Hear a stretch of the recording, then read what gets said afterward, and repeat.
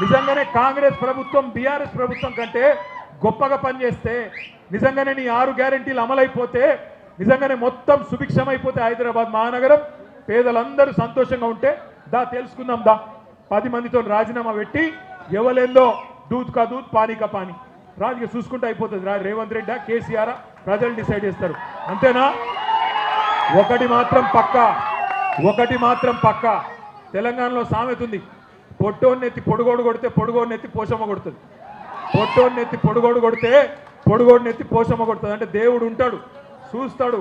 ఇట్లా లుచ్చా పనులు చేసే ఏ నాయకుడినైనా బరాబర్ మడత పెట్టి కొట్టే రోజులు తప్పకుండా వస్తాయి. రేపు కూడా ఎమ్మెల్యే ఎలక్షన్ కింద వస్తే సుప్రీంకోర్టు మొట్టికాయలు వేస్తున్నది కాబట్టి, స్పీకర్ గారికి తప్పదు కాబట్టి ఉప ఎన్నికలు ఎట్లాగ వస్తాయి, 3 నెలల 6 నెలల అన్నదే పంచాయతీ, అంతే, ఏం లేదు. ఎక్కువ రోజులు తప్పించుకోలేరు. ఎందుకంటే ఏదో ఒకటి చెప్పాలి. ఏ పార్టీలు ఉన్నవా అంటే ఇవాళ చెప్పే పరిస్థితి లేదు. నేను ఒక ఆయన చెప్తున్నాడు, నేను టీఆర్ఎస్ పార్టీలోనే ఉన్నా అంటున్నాడు. మరి ఇవాళ శేర్లింగంపల్లి టీఆర్ఎస్ కార్యకర్తల సమావేశం జరుగుతున్నది. ఈయన సిపాయి మన దానిలోనే ఉంటే ఎందుకు రాలే ఇక్కడికి? మరి